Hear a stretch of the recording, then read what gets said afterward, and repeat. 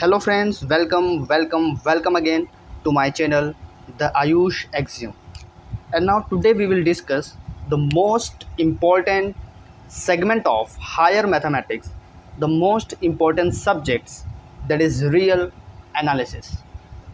We know everybody how important the real analysis is. So we start this chapter, this subject in so detailed manner that we will discuss all important topics in real analysis which are very important for any exam.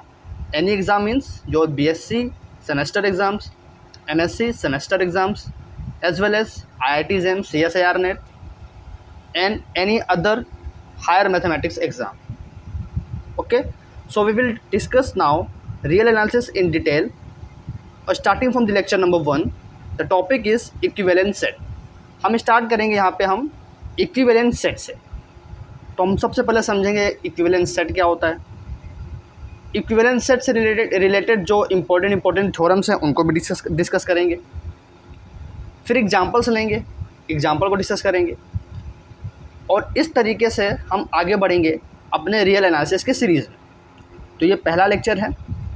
I hope इस lecture को आप थोड़ा सा ध्यान से देखिएगा, क्योंकि इस लेक्चर में आपका सबसे पहले तो हम बेस बनाएंगे, ठीक है। हालांकि रियल एनालिसिस को स्टार्ट करने का जो सबसे सही तरीका है वो है सेट थ्योरी, कि हम सेट थ्योरी को पहले पढ़ लें, सेट थ्योरी को आपको समझाएं और फिर हम आगे बढ़ें।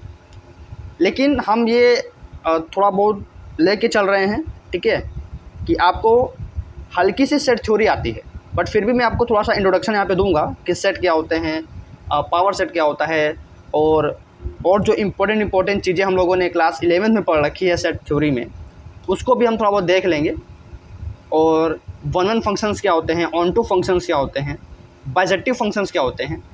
तो आई होप इन सब चीज़ों का आपका आइडिया होगा, ठीक है। जो एमएससी कर रहे हैं तो बीएससी में पढ़ चुके होंगे, जो बीएससी कर रहे हैं वो थोड़ा बहुत 11-12 में पढ़े होंगे, ठीक है। और जो भी हायर मैथमेटिक्स के एग्ज़ाम की तैयारी कर रहे हैं, ठीक है, जैसे CSIR नेट हो गया, JRF हो गया, तो वो लोग तो एमएससी में भी पढ़े हैं, बीएससी में भी पढ़े हैं, ठीक है। तो हर एक स्टूडेंट को देखते हुए ये वीडियो बनाया जा रहा है, इसलिए मैं सेट थ्योरी का इंट्रोडक्शन तो दूंगा ही, ठीक है, क्योंकि जिम्मेदारी भी बनती है कि सेट थ्योरी आपको थोड़ा बहुत बताया जाए। तो इक्विवेलेंट सेट हम इस लेक्चर में शुरू करेंगे, लेकिन पहले हम थोड़ा सा बेस बना देते हैं कि सेट थ्योरी में आप लोगों ने क्या क्या देख रखा है, ठीक है। तो स्टार्ट करते हैं विदाउट वेस्टिंग आवर टाइम। तो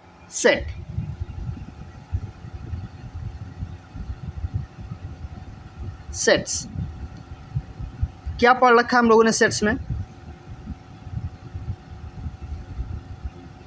well defined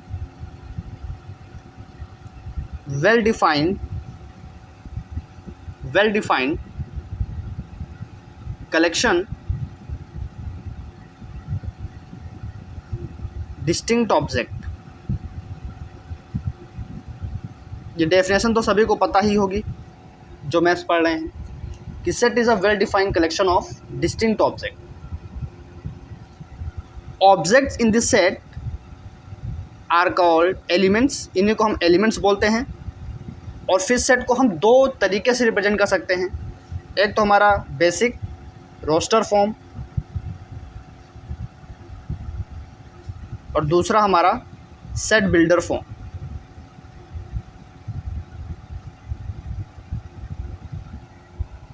You know roster form, set builder form. What is roster form? Let's suppose we have the set of vowels. हमारे पास क्या है, एग्जांपल लेते हैं कि हमारे पास है set of vowels.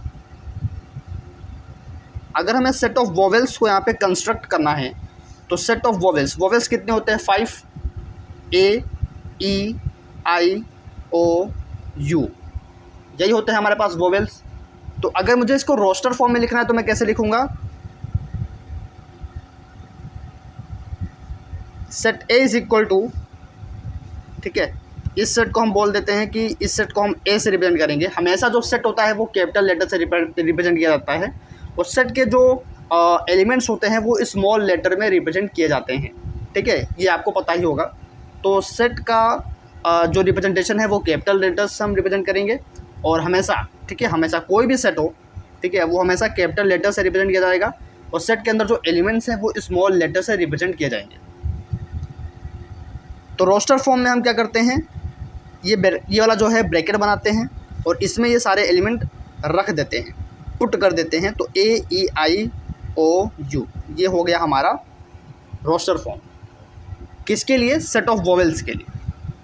Set builder form क्या हो जाएगा? सेट बिल्डर फॉर्म में X such that X is a vowel,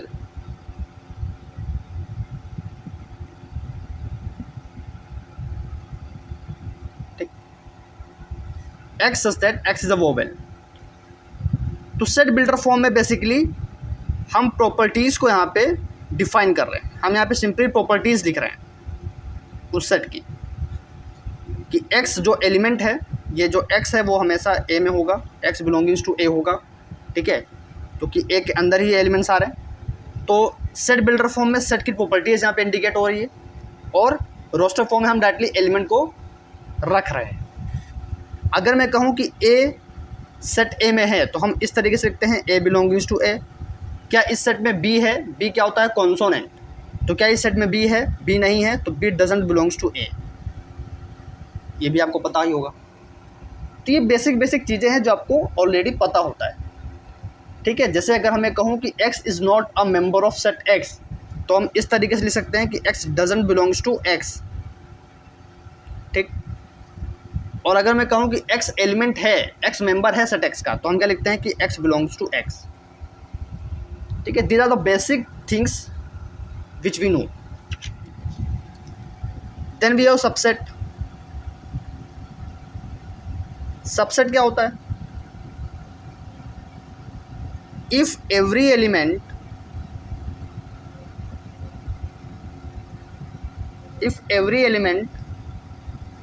of a set A is also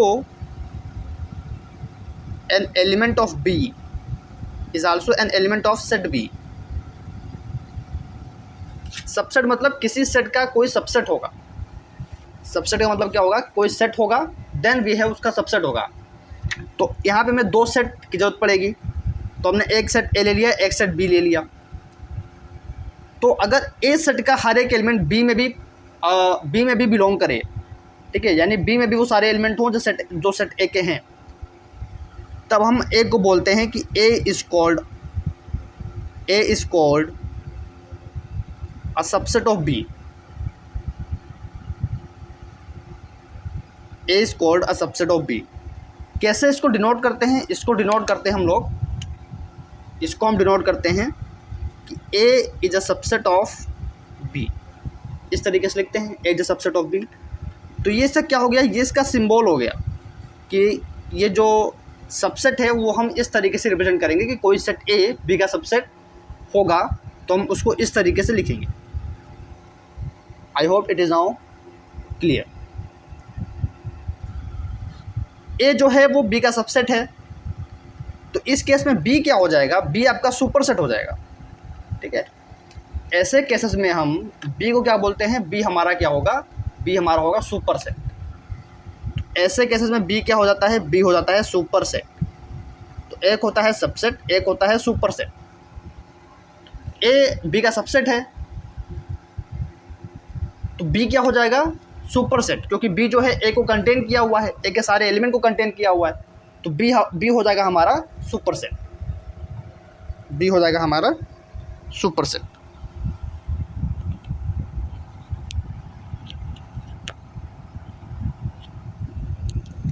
clear हो गया?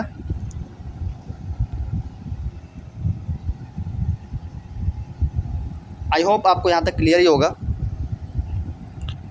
एकदम बेसिक में जा रहा हूँ, क्योंकि हमारा जो मेन टॉपिक है, मेन जो सिलेबस है वो इक्विवेलेंट सेट से शुरू होता है। बट थोड़ा बहुत आपको बेसिक अगर नहीं पता होगा, और अगर मैं बेसिक नहीं बताऊंगा तो फिर आप बोलेंगे सेट क्या है, सबसेट क्या है। तो ये वही हो जाएगा कि स्टार्टिंग से पढ़ाओ।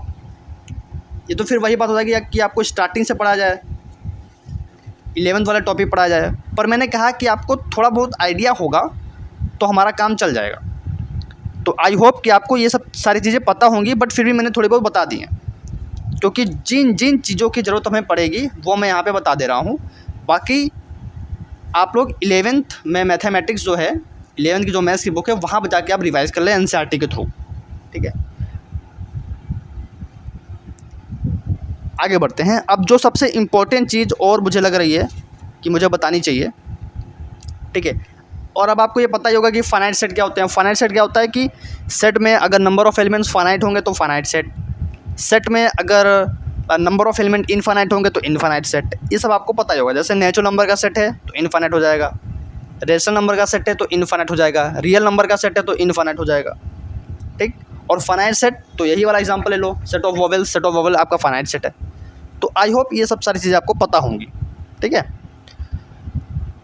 Then we have another important set which is power set. Power set क्या होता है? पावर सेट को हम डिफाइन करते हैं family consisting of all subset of a set. कोई सेट हमने ले लिया, सेट ए ले लिया, सपोज सेट ए ले लिया।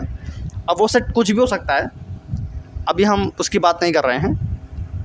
तो अगर हम उस सेट का सभी सबसेट लिख लें, ठीक है, जैसे ये ए सेट हमने लिया था, AEIOU सेट ऑफ वोवेल्स का, इस सेट ए के हम सभी सबसेट बना लें, ठीक है, इस सेट ए के हम सभी सबसेट बना लें और उसका कलेक्शन ले लें तो वो पावर सेट होता है। ये भी आपको पता होगा, ठीक है।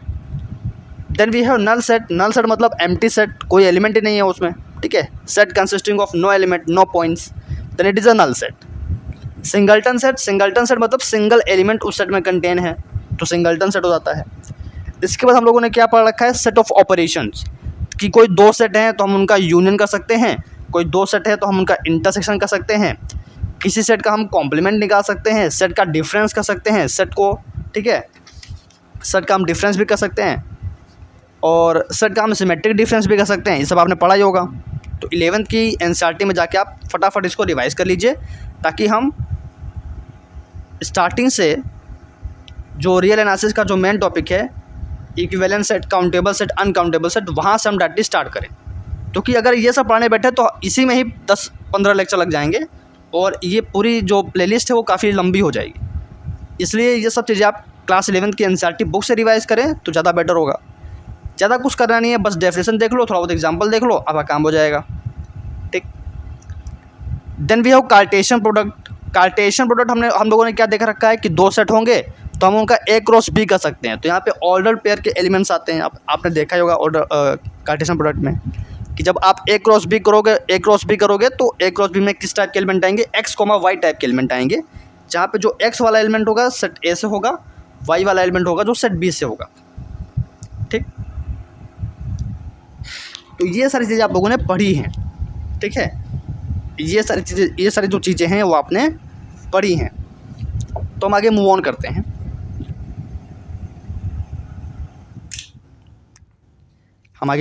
हैं।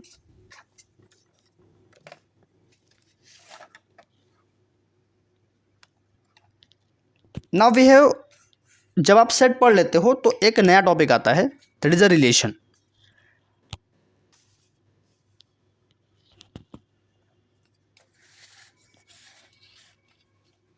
जब आप सेट पढ़ लेते हो, सेट से रिलेटेड सारी चीज़ें पढ़ लेते हो, तब आपके पास आता है रिलेशन। तो रिलेशन को डिफाइन करने के लिए आपको कार्टेशियन प्रोडक्ट पता होना चाहिए। अभी मैंने बताया कार्टेशियन प्रोडक्ट, ओरली बताया है, तो अब थोड़ा देख लो कि रिटर्न थोड़ा लिख के बता देता हूँ कि कैसा होता है, वरना बोलेंगे कि सर ओरली ही पढ़ा रहे हैं, रिटर्न किधर है, नोट्स नहीं लिखवा रहे हैं। तो ये सारी चीज़ें, ये जो सारी चीज़ें हैं वो 11th की बुक में हैं, ठीक है। तो आप जाके वहाँ से नोट्स बना सकते हैं, ठीक। या मैं ऐसे बोल रहा हूँ, ऐसे लिखा रहा हूँ, ऐसे समझा दे रहा हूँ, तो ऐसे भी समझ सकते हो, ठीक है। जितनी ज़रूरत पड़ेगी और अगर आगे कुछ ऐसा टर्म आ गया, टॉपिक आ गया, तो वहाँ पे मैं एक्सप्लेन करूँगा। ऐसा नहीं है कि बस हवा में ही सब कुछ हो जाएगा, एकदम डिटेल में जा रहे हैं। तो अगर जैसे जब हम आगे चीज़ें पढ़ा रहे हैं वहाँ पे आपको ऐसा कोई टर्म आ गया जो आपको समझ में नहीं आ रहा, तो मैं वहाँ पे एक्सप्लेन कर दूँगा, ठीक है, जो क्लास 11 या क्लास 12 या BSc से जुड़ा होगा। तो कार्टेशियन प्रोडक्ट हम लोगों ने पढ़ा है कि दो सेट होने चाहिए, A और B होने चाहिए, दोनों नॉन एम्प्टी सेट होने चाहिए। तो हम ए क्रॉस बी को बोलते हैं कार्टेशियन प्रोडक्ट। और इसमें एलिमेंट इस टाइप के आते हैं, ऑर्डर पेयर एलिमेंट आते हैं x comma y. Order pair का मतलब है कि x belongings to A then y belongings to B. तो ए क्रॉस बी में जो एलिमेंट आएंगे वो उसी टाइप से आएंगे, ठीक। और बी क्रॉस ए में क्या होगा, बी क्रॉस ए में आप मतलब बी क्रॉस ए को आप ऐसा नहीं बोल सकते, बी क्रॉस ए में फिर चेंज हो जाएगा, तब एक्स बी से आएगा वाई ए से आएगा। तो ऑर्डर यहाँ पे बहुत मैटर करता है, समझ रहे हो, ऑर्डर यहाँ पे बहुत मैटर करता है, इसलिए ए क्रॉस बी हमेशा बी क्रॉस ए के बराबर नहीं होता।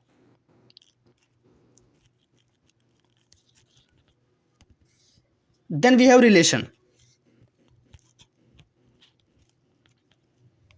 तो रिलेशन क्या होता है, रिलेशन किसी सेट से किसी सेट में होगा। तो मान लेते यही दो सेट है हमारे पास, ए और बी, दोनों नॉन एम्प्टी सेट है। तो relation from set A to B, a relation from set A to set B,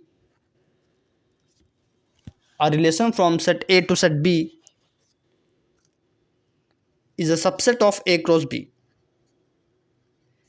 relation जो होगा सेट ए से सेट बी में किसी ए क्रॉस बी का सबसेट ही होगा। ए क्रॉस बी मतलब कार्टेशियन प्रोडक्ट का सबसेट ही होगा। तो बहुत आसान सी डेफिनेशन, ठीक है। Similarly a relation from set B to set A is a subset of B cross A. अगर आप बी से ए में रिलेशन चाह रहे हैं तो वो बी क्रॉस ए का सबसेट होगा। इसलिए कह रहा था कि ऑर्डर बहुत मैटर करता है, ऑर्डर पेयर एलिमेंट आते हैं रिलेशन में। तो ए क्रॉस बी का सबसेट होगा तो इसी टाइप का ही दिखेगा। तो रिलेशन में जो एलिमेंट्स होते हैं वो इसी टाइप के होते हैं, ऑर्डर पेयर एलिमेंट होते हैं, ठीक है। जैसे अगर मैं यहाँ पे ए ले लूँ कोई सेट, ले सपोज ए में हमारे पास दो एलिमेंट हैं ए कोमा बी, और बी में हमारे पास दो एलिमेंट हैं 1, 2। तो हम इनके बीच में रिलेशन डिफाइन कर सकते हैं, मतलब ए से बी के बीच में रिलेशन यहाँ पे डिफाइन किया जा सकता है। और वो जो रिलेशन होगा वो ए क्रॉस बी का सबसेट ही होगा। तो जैसे मैंने एक रिलेशन यहाँ पे डिफाइन कर दो, या ए क्रॉस बी ही डिफाइन कर दो। ए क्रॉस बी में कैसे एलिमेंट आएंगे, ऑर्डर पेयर एलिमेंट आएंगे। तो पहला वाला जो एलिमेंट पहला वाला यहाँ पे ए है, जो पहला एलिमेंट होगा ऑर्डर पेयर का वो सेट ए से होगा, जो दूसरा एलिमेंट होगा ऑर्डर पेयर का वो सेट बी से होगा। सेट ए में कौन से एलिमेंट हैं, ए कोमा बी हैं, सेट बी में 1, 2 है। तो एक रिलेशन आपको बन सकता है ए कोमा 1, दूसरा बन जाएगा ए कोमा 2, ऐसे ही बी कोमा 1, बी कोमा 2, और इस तरीके से हमारा रिलेशन डिफाइन हो गया। तो ये भी एक रिलेशन है। तो every subset of A cross B is a relation from A to B, ये आपको ध्यान देना है। और चूंकि जो एम्प्टी सेट होता है वो हर एक सेट का सबसेट होता है, तो एम्प्टी रिलेशन आपको हमेशा मिलेगा सेट ए से बी में। आपको एक रिलेशन एम्प्टी जो रिलेशन है, नल रिलेशन जिसको बोलते हैं नल रिलेशन, वो हमेशा ए से बी में मिलेगा, ठीक। और हम ये रिलेशन फाइंड भी कर सकते हैं, फॉर्मूला भी है हमारे पास, थ्योरम भी है, ठीक है। कि थ्योरम क्या कहती है कि सेट ए में अगर n एलिमेंट हैं, सेट बी में अगर m एलिमेंट हैं, तो हम टोटल नंबर ऑफ रिलेशन निकाल सकते हैं ए से बी में। जैसे यहाँ पे दो एलिमेंट थे, यहाँ पे दो एलिमेंट थे, तो हम इनके बीच में जब हमने रिलेशन यहाँ पे फाइंड आउट किया तो कितने नंबर ऑफ एलिमेंट्स आए हमारे पास, 1, 2, 3, 4। क्या कुछ वो बन रहा है, पैटर्न बन रहा है, बिल्कुल बन रहा है। जैसे यहाँ पे दो एलिमेंट हैं, यहाँ पे दो एलिमेंट हैं, तो कितने टोटल नंबर ऑफ एलिमेंट आए रिलेशन में, 4 आए हैं, मतलब 2 की पावर 2, 4।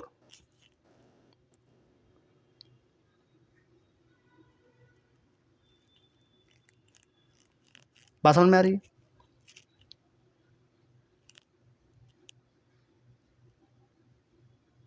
बात समझ में आ रही है? तो एक पैटर्न भी मिल जाता है आपको, ठीक है, एक पैटर्न भी आपको यहाँ पे मिल जाता है।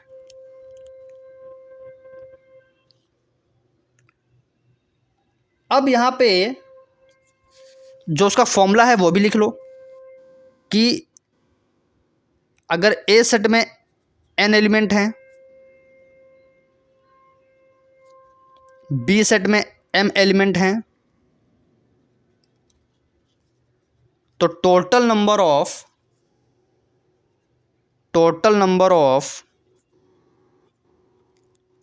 टोटल नंबर ऑफ रिलेशन हम यहाँ पे निकाल सकते हैं from set A to B, from set A to set B, from set A to set B, which is 2 की पावर n इंटू एम, और 2 की पावर n इंटू एम को मैं इस टाइप से भी लिख सकता हूं कि 2 की power cardinality of set A into cardinality of set B. Set A में n एलिमेंट है, तो सेट ए की जो कार्डिनलिटी होगी, कार्डिनलिटी का मतलब होता है friends number of element in that set, number of element in that set. ठीक है, कार्डिनलिटी हमारे लिए बहुत इंपॉर्टेंट है, क्योंकि कार्डिनलिटी जब हम इक्विवेलेंट सेट शुरू करेंगे तो कार्डिनलिटी हमारे लिए बहुत मैटर करेगी। तो कार्डिनलिटी आप अभी से जान लीजिए कि कार्डिनलिटी क्या होती है, total number of element in that set. अभी के लिए तो फिलहाल इतना ही जानो कि कार्डिनलिटी क्या होती है, कि total number of element in set, number of element in set, number of element in set, ये होती है कार्डिनलिटी। ठीक है, किसी सेट में कितने नंबर ऑफ एलिमेंट्स हो जाएंगे वो हो जाएगी उनकी कार्डिनलिटी। तो अभी के लिए तो हमें बस इतना ही जानना है, आगे फिर जो चीज़ें और आएंगी वो मैं बता दूंगा।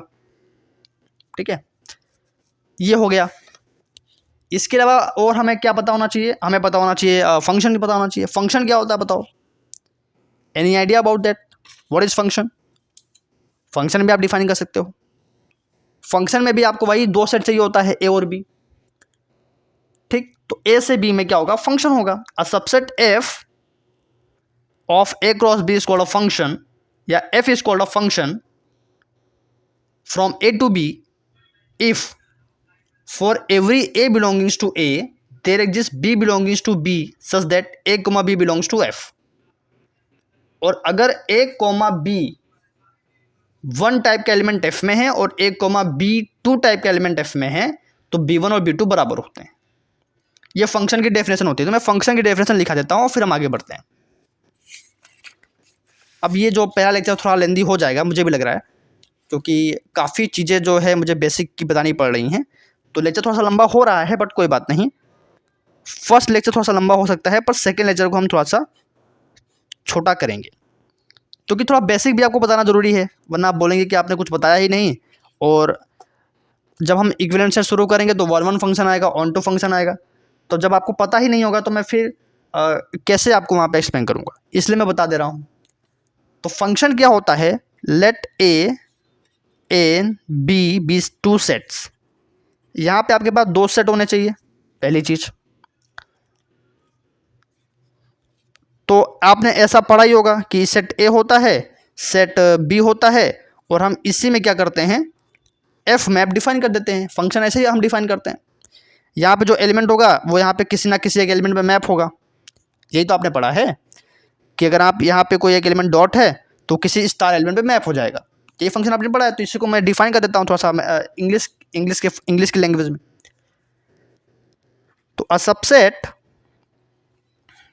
F of A cross B is called a function, function को ही बोलते हैं मैपिंग या map, is called a function from A to B, function from A to B if, पहला, कि for every a belongings to set A there exist element b belongings to B such that, कि जो a comma b type का element है वो भी आपका F में होना चाहिए। ठीक, मतलब यहाँ पे जो कोई यहाँ पे अगर आपके पास एक एलिमेंट ले सपोज ए है, तो सेट बी में हमें बी मिलना चाहिए। ठीक, इस ए के लिए बी मिलना चाहिए, और जो ए कोमा बी टाइप का एलिमेंट है वो एफ में होना चाहिए। ये तो पहली प्रॉपर्टी है फंक्शन की। सेकेंड प्रॉपर्टी क्या हो जाएगी फंक्शन की, सेकेंड प्रॉपर्टी हो जाएगी कि अगर a comma b one type का एलिमेंट एफ में है and a comma b two type का एलिमेंट एफ में है,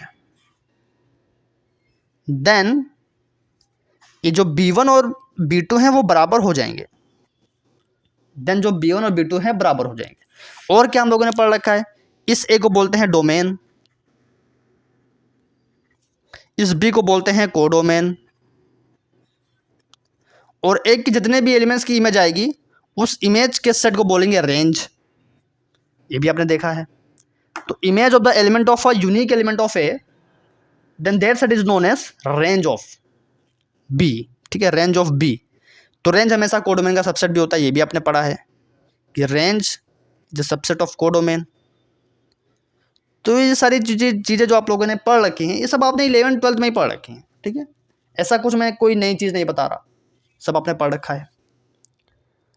इसके बाद आपका आता है वन वन फंक्शन, फिर आता है ऑन टू फंक्शन, और फिर आता है बाइजेक्टिव फंक्शन। तो भाई वो भी देख लो, क्योंकि वो तो इंपॉर्टेंट ही है। अगर कुछ इंपॉर्टेंट है तो वही इंपॉर्टेंट है। क्या? One one function, onto function और बाइजेक्टिव फंक्शन। बाइजेक्टिव फंक्शन कुछ और नहीं होता है, कोई फंक्शन अगर वन वन ऑन टू दोनों हो गया, कोई फंक्शन अगर वन वन भी हो गया ऑन टू भी हो गया, तो वो बाइजेक्टिव हो जाएगा। ठीक है, वो क्या हो जाएगा? बाइजेक्टिव हो जाएगा, या one one onto function हो जाएगा। तो कोई अगर एफ फंक्शन वन वन भी है ऑन टू भी है तो बाइजेक्टिव हो जाएगा। लेकिन पहले हमें ये तो पता होना चाहिए कि वन वन क्या होता है, ऑन टू क्या होता है। तो वन वन की डेफिनेशन क्या हो जाएगी? A map f such that A to B is called one one. अब कहीं पे इंजेक्टिव लिखा रहता है तो बिल्कुल भी कंफ्यूज मत होइए, इंजेक्टिव और वन वन एक है। पता चला मैं आगे आपको पढ़ा रहा हूँ और नोट्स में मैंने लिख दिया वन वन की जगह इंजेक्टिव, तो आप लोगों का प्लीज़ कमेंट ना आए। हालांकि इतनी जो बेसिक चीज़ें हैं, बेसिक टर्मिनोलॉजी हैं, वो आपको पता ही होती हैं, बट कुछ बच्चे होते हैं जो कमेंट कर देते हैं कि इंजेक्टिव का मतलब क्या था। आपने इंजेक्टिव पढ़ाया ही नहीं, पहले लेक्चर में ही नहीं बताया, तो इसलिए मैं सब कुछ वो सारी चीज़ें मेंशन कर दे रहा हूँ जो आपको, जिसके मतलब जो आपको, मतलब जो आपके सामने हार्डल ना बने, जिससे आपको प्रॉब्लम क्रिएट ना हो। वन वन को ही बोलते हैं इंजेक्टिव और ऑन टू को बोलते हैं सर्जेक्टिव। तो इंजेक्टिव फंक्शन और सर्जेक्टिव फंक्शन अगर दोनों हैं तो उसको बोलते हैं बाइजेक्टिव। बात समझ में आ रही है? तो किसी एफ मैप को जो कि ए से बी में है, इसको बोलेंगे वन वन इफ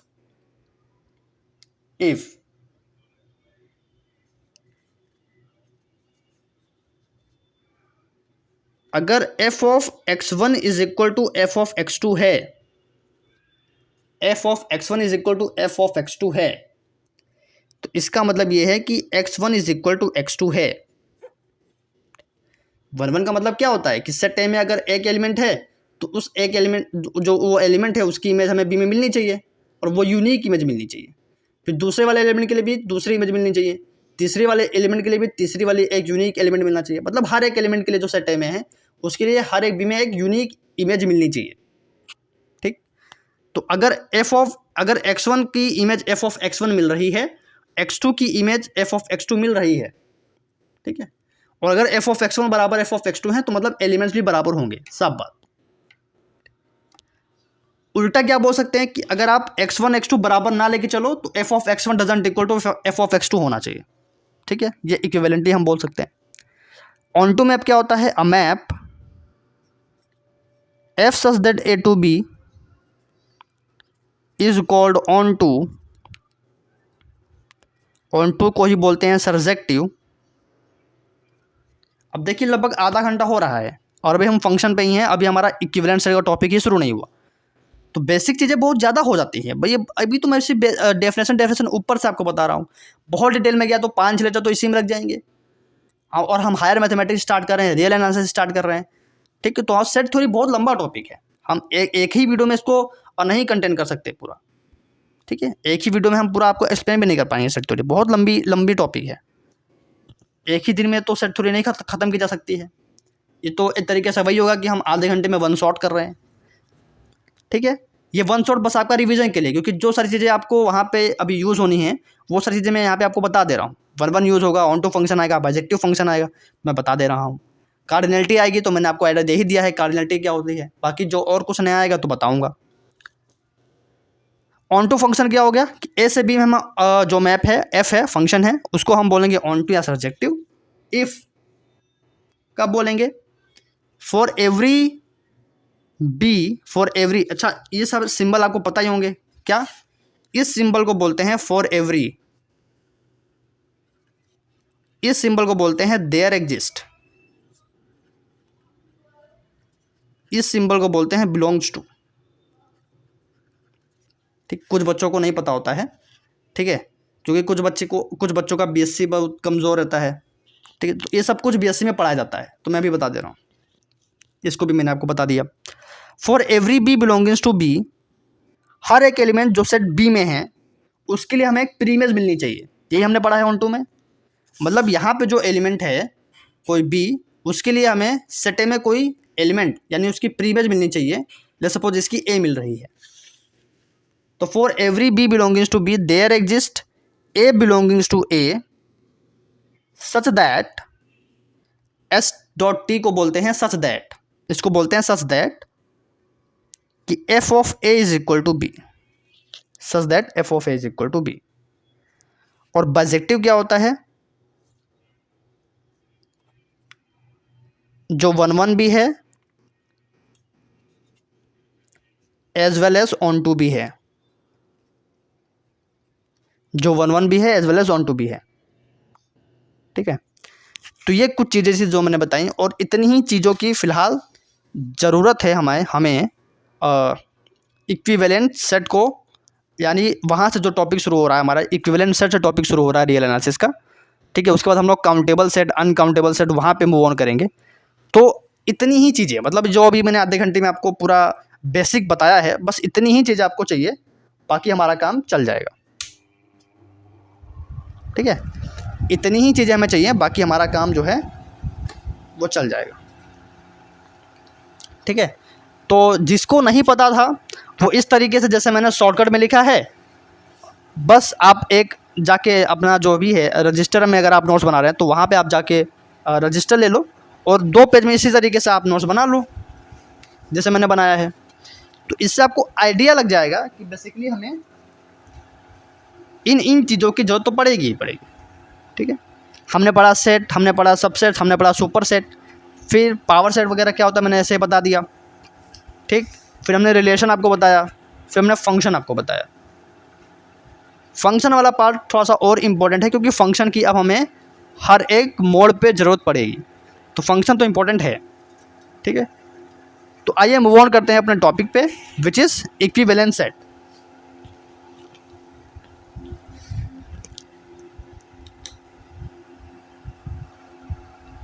तो 1 मिनट का आप लोग ब्रेक ले लीजिए, आधे घंटे से आप पढ़ ही रहे हैं हमारे साथ। एक मिनट का आप लोग ब्रेक ले लीजिए, then we will move on equivalent set.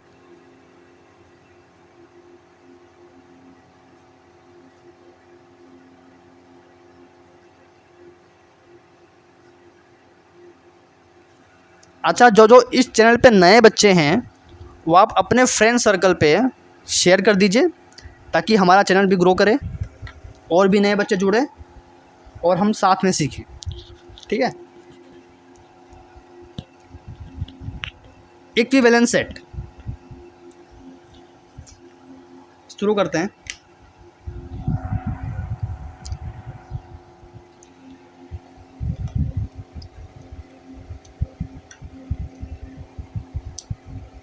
तो पहले तो मैं एक चीज़ बता देता हूँ कि इक्विवेलेंट सेट के बहुत सारे नाम हैं।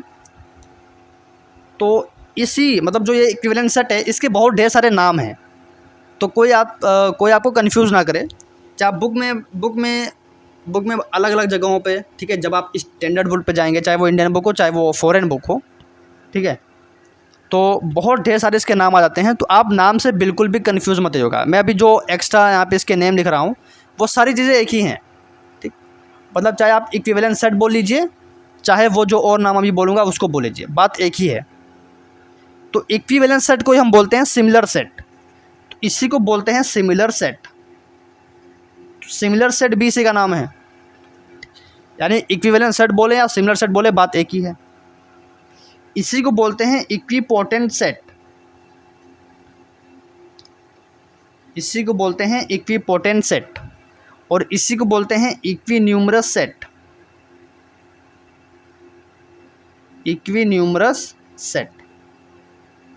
तो ये चारों एक ही नाम है, चाहे आप इक्विवेलेंट सेट बोलो, चाहे सिमिलर सेट बोलो, चाहे इक्विपोटेंट सेट बोलो, चाहे इक्विन्यूमरस सेट बोलो, बात एक ही हो जाती है। बिल्कुल सही बात है, बात एक ही है। तो अब फाइनली हम डेफिनेशन पे मूव ऑन करते हैं कि इक्विवेलेंट सेट होता क्या है। तो अब आपको प्रॉपर नोट्स बनाना है, क्योंकि अब जो नोट्स है वो आपके बेहद इम्पोर्टेंट होंगे। तो कि यहाँ से आपकी प्रॉपर अब रियल एनालिसिस स्टार्ट होती है हायर मैथमेटिक्स। ठीक, डेफिनेशन, किसकी डेफिनेशन? इक्विवेलेंट सेट की डेफिनेशन। तो let A and B any two non empty sets. We say that A is equivalent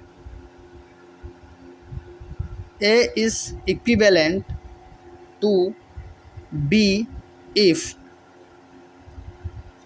there exists a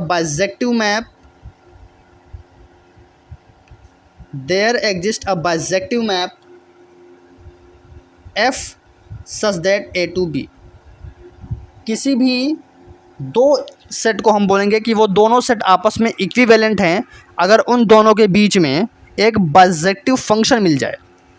तो जैसे A से B में अगर हमें एक F बाइजेक्टिव मैप मिल जाता है तब हम A और B को बोल देते हैं equivalent.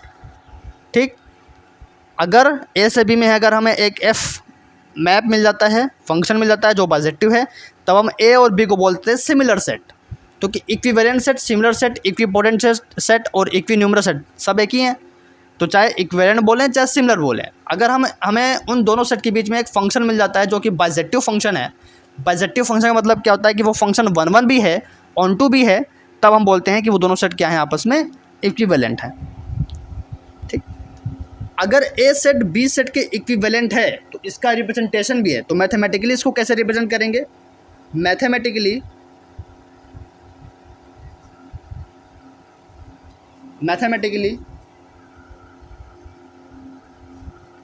If a is similar और equivalent to B,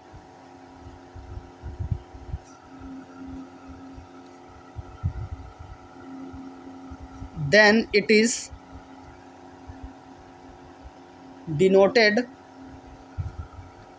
by A is similar to B। अगर आपस में दो सेट इक्विवेलेंट या सिमिलर हैं तो इस तरीके से हम इसको डिनोट करते हैं। ये सिंबल है सिमिलर का या इक्विवेलेंट का। ठीक, और जैसे ही मैं अगर ऐसा कुछ लिख दूं तो समझ आए कि ए से बी में क्या है, बाइजेक्टिव मैप एग्जिस्ट कर रहा है। ए से बी में क्या है, बाइजेक्टिव फंक्शन एग्जिस्ट कर रहा है। बाइजेक्टिव फंक्शन एग्जिस्ट कर रहा है। ध्यान से इसको लर्न कर लीजिए कि अगर कोई दो सेट इक्विवेलेंट हैं, कोई दो सेट सिमिलर हैं, कोई दो सेट इक्विपोटेंट हैं, कोई दो सेट इक्विन्यूमरस हैं, तो उनके बीच में बाइजेक्टिव फंक्शन एग्जिस्ट कराना है। कराना क्या है, करना करेगा ही, उनके बीच में बाइजेक्टिव फंक्शन एग्जिस्ट करेगा, उनके बीच में बाइजेक्टिव फंक्शन एग्जिस्ट करेगा। बाइजेक्टिव फंक्शन का मतलब होता है कि उन दोनों के बीच में एक 1 1 मिलेगा और एक ऑन टू मिल जाएगा। ठीक है,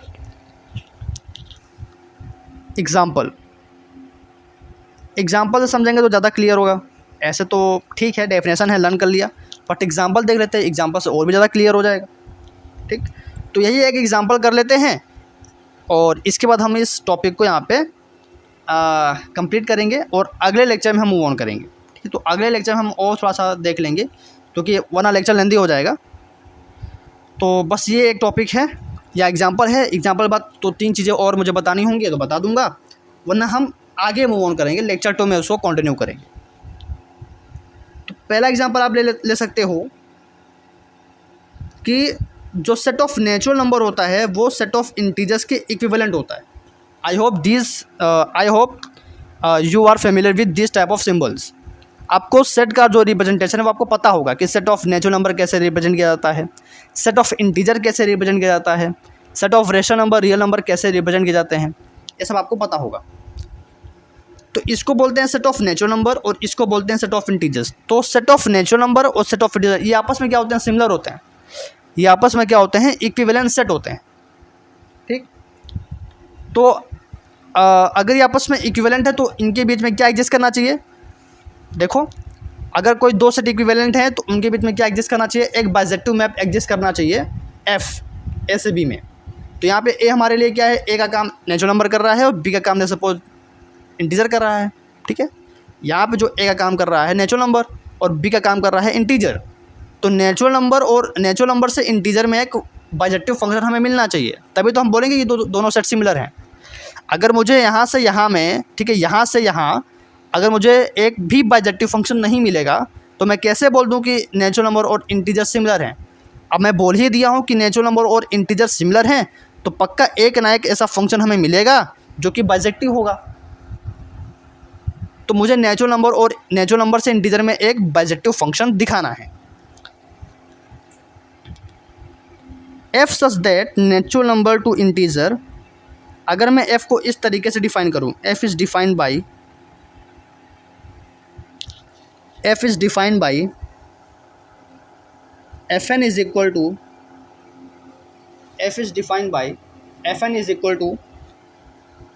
n by 2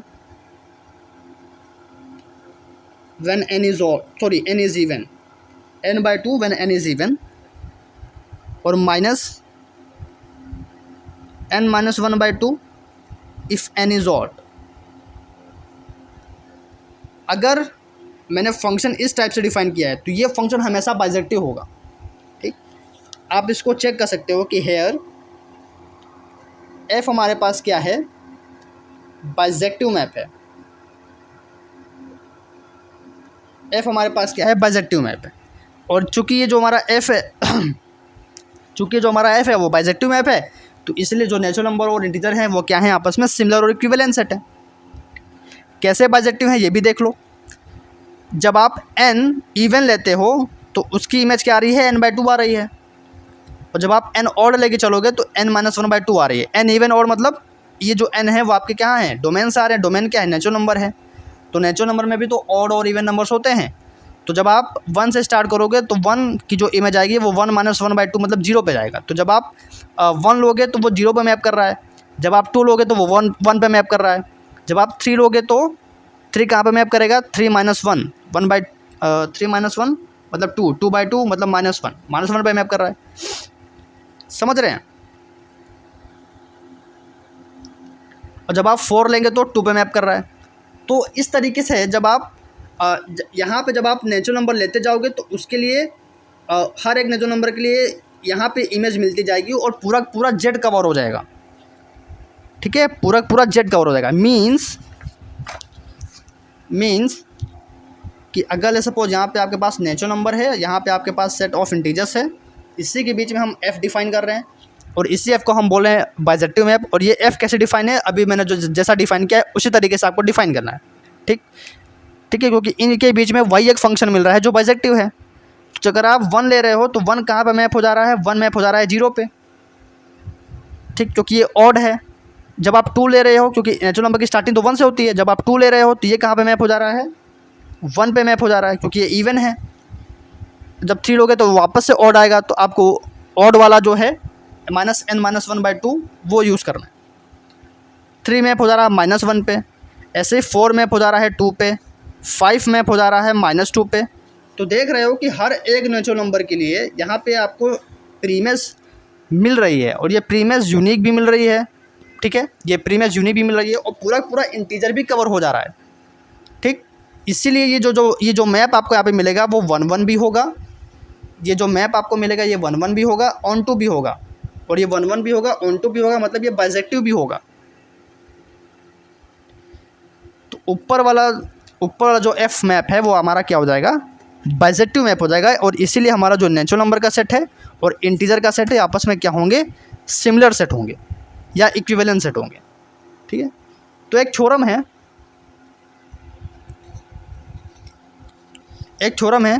तो इस थ्योरम का हम लोग स्टेटमेंट लिख लेते हैं, प्रूफ हम लोग अगले लेक्चर में करेंगे।